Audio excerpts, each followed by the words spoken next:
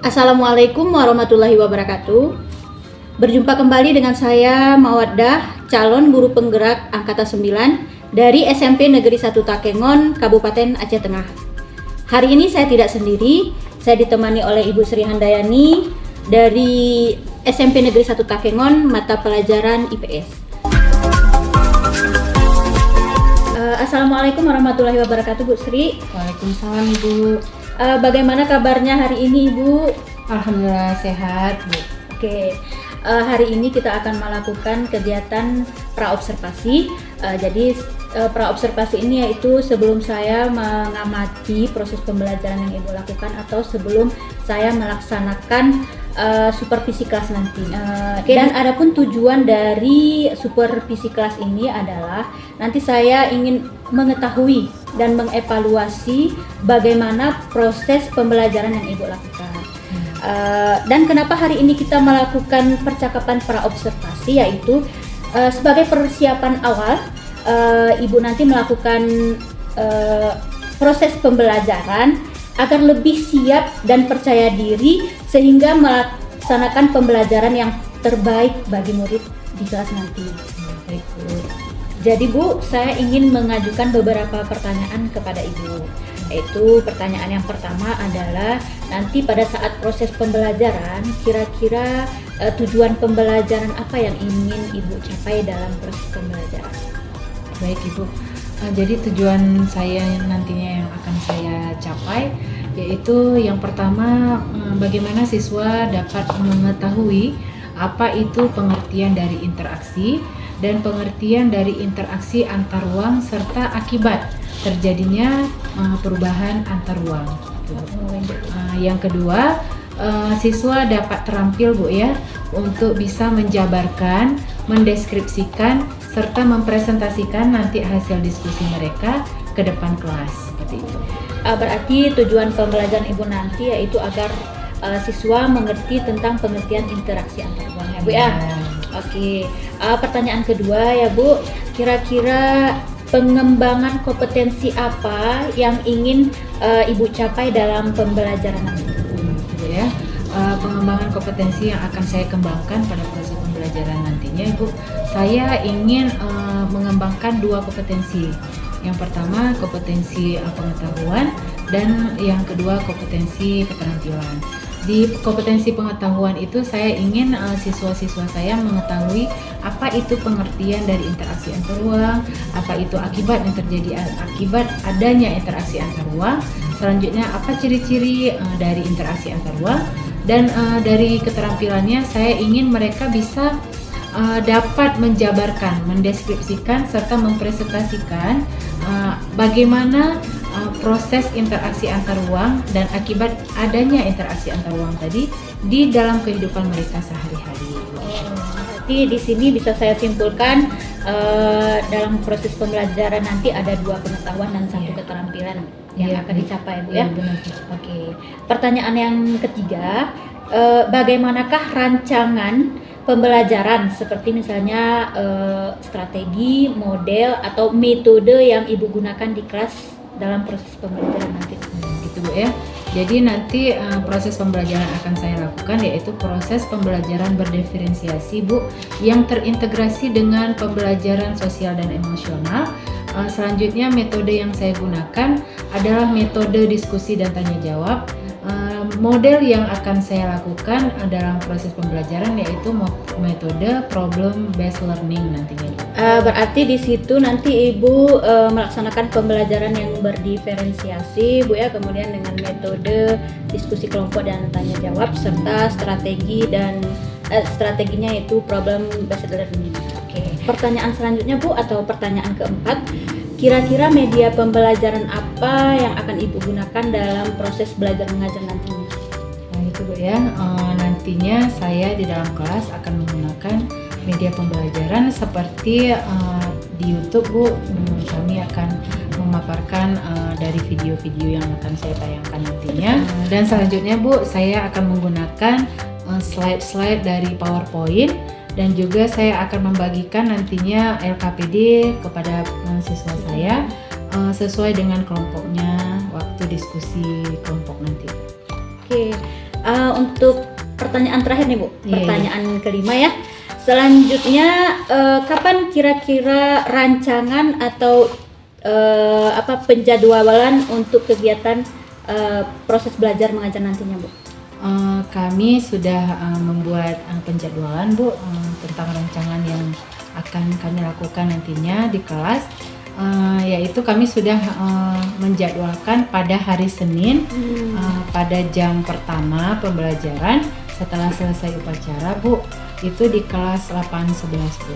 Oke, berarti nanti kegiatannya hari Senin jam pelajaran pertama Bu ya.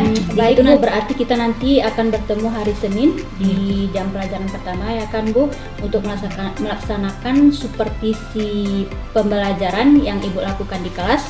Kemudian di situ saya akan mencatat hal-hal yang penting berkenaan dengan kemajuan pembelajaran ke depan. Baik Bu, nanti kita bertemu kembali setelah supervisi di kelas. Di situ kita akan melakukan percakapan pasca observasi. Bagaimana Bu? Kira-kira Ibu bisa? Insya Allah saya bisa Bu. Oke. Assalamualaikum warahmatullahi wabarakatuh.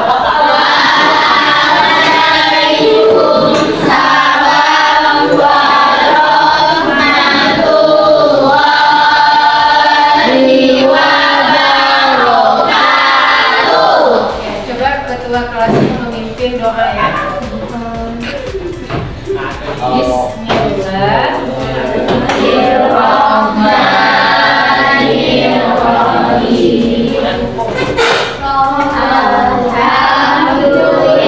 Anak-anak, Ibu akan mengabsen dulu ya. Adelia, Hadir Bu. Adinda Balkis, Hadir Bu. kita belajar Pancasila, kita kembangkan negaranya. Kita belajar Pancasila, ayo kita untuk Indonesia. Ya, kita hari ini belajar tentang interaksi antar ruang. Kemarin kita udah tahu pengertian interaksi. Siapa yang tahu atau masih ingat dengan apa yang dimaksud dengan interaksi? Ayo siapa? Saya Bu, interaksi antar ruang adalah pergerakan orang, barang, dan informasi dari daerah asal menuju daerah tujuan. Ya, berarti kalian masih ingat apa itu interaksi antar ruang ya? Ya, jadi interaksi antar ruang adalah pergerakan orang dan informasi dari daerah asal menuju daerah tujuan. Ada nggak contoh-contoh dari interaksi antar ruang yang udah kita alami saat ini? Siapa yang tahu? Saya Bu, Ya. contohnya adalah perjalanan menuju tempat kerja, pengiriman informasi, pemanfaatan fasilitas umum, imigrasi, pariwisata, perdagangan, dan distribusi barang. Ya, bagus sekali. Nah, jadi kita kan udah tahu apa aja contoh-contoh dari interaksi antar ruang. Yang pertama, perjalanan menuju tempat kerja atau seperti kalian menuju tempat sekolah. Yang kedua, pengiriman informasi. Sekarang banyak media sosial ya. Bisa ada HP. Terus apa lagi? Media informasi yang lain ya, dan pemanfaatan fasilitas umum. Terus ada imigrasi. Siapa yang tahu imigrasi? Itu adalah perpindahan satu orang dari satu daerah ke daerah lain. Dan yang terakhir ada dari pariwisata ya. Baiklah anak-anak, selanjutnya Ibu akan membagi kalian menjadi 5 kelompok ya. Jadi kalian bisa atur kelompoknya masing-masing yang sudah Ibu bagikan di LJK. Jadi kalian bisa lihat di situ nama-nama kalian per kelompok. Baiklah anak-anak, Udah bisa kita duduk per kelompok masing-masing. Ibu persilakan. Jadi tujuan kita pembelajaran hari ini adalah kita mengenal apa itu interaksi antar ruang. Terus kita sudah mengetahui apa itu pengertian dari interaksi antar ruang. Dan kita nantinya akan mengetahui contoh-contoh interaksi antar ruang yang ada di sekitar kita. Dan apa manfaat interaksi antar ruang dan bagaimana strukturnya yang tercipta di dalam masyarakat. Jadi tujuan pembelajaran kita sudah tergambar dengan jelas ya. Selanjutnya Ibu akan membagikan kalian LJK per kelompok ya. Jadi nanti mohon dilihat dengan jelas apa pertanyaan yang akan diberikan ya.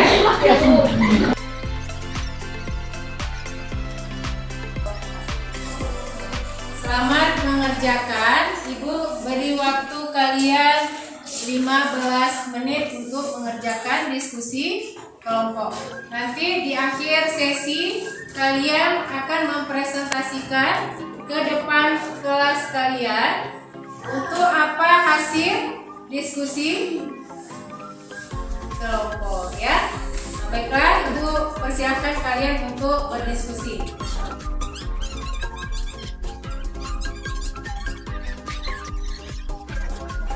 Ya anak-anak, baiklah, karena kalian sudah selesai mengerjakan tugas kelompoknya, kita persilakan untuk kelompok 1 mempresentasikan hasil diskusinya. Beri semangat ke kelompok 1. Nama Bismillah. Saya Mutiara Bunda.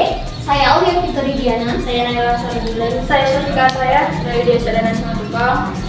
Di sini kami akan mempresentasikan hasil kerja kami. 1. Tulislah pengertian interaksi antar ruang.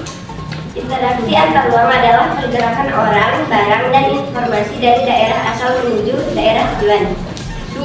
Sebutkan contoh-contoh interaksi antar ruang yang terjadi di sekitarnya. Contoh-contoh interaksi antar ruang adalah 1. Perkembangan pusat-pusat pertumbuhan. 2. Perubahan penggunaan lahan. 3. Perubahan orientasi mata pencaharian. 3. Analisislah contoh-contoh interaksi antar ruang yang terjadi di sekitarmu sesuai dengan struktur.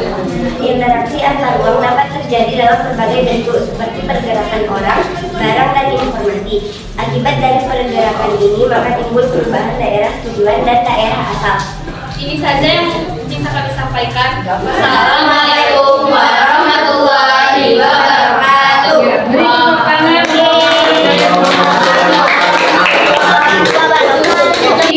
Kita sudah mengetahui apa itu interaksi antar ruang dan kalian sudah berdiskusi bersama teman-teman kalian dan kita sudah bisa menyimpulkan sendiri apa itu interaksi, contoh-contoh interaksi serta struktur interaksi yang kita alami di kehidupan sehari-hari. Baiklah anak-anak, jadi bisa Ibu simpulkan bahwa interaksi adalah pergerakan orang dari satu daerah ke daerah yang lain yang mengalami banyak perubahan di sekitar kehidupan sehari-hari ya. Baiklah, untuk yang terakhir, untuk bagian penutup kita pembelajaran hari ini, Ibu ingin bertanya dengan kalian semua, bagaimana perasaan kalian terhadap pembelajaran yang sudah kita ikuti hari ini ya. Jadi kalian bisa buat di post-it yang sudah Ibu bagikan ya. Ibu persilakan kalian untuk menempel nantinya setelah kalian menuliskan ke depan papan tulis.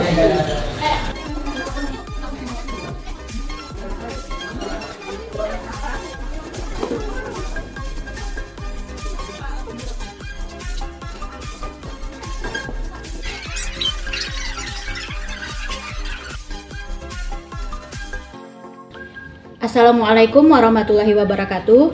Masih bersama saya Mawaddah, calon guru penggerak angkatan 9. Saya dari SMP Negeri 1 Takengon, Kabupaten Aceh Tengah, bersama Ibu Sri Handayani dari SMP Negeri 1 Takengon. Beliau ini mengajar guru IPS di SMP Negeri 1 Takengon. Kemudian di sini kami akan melakukan percakapan pasca observasi.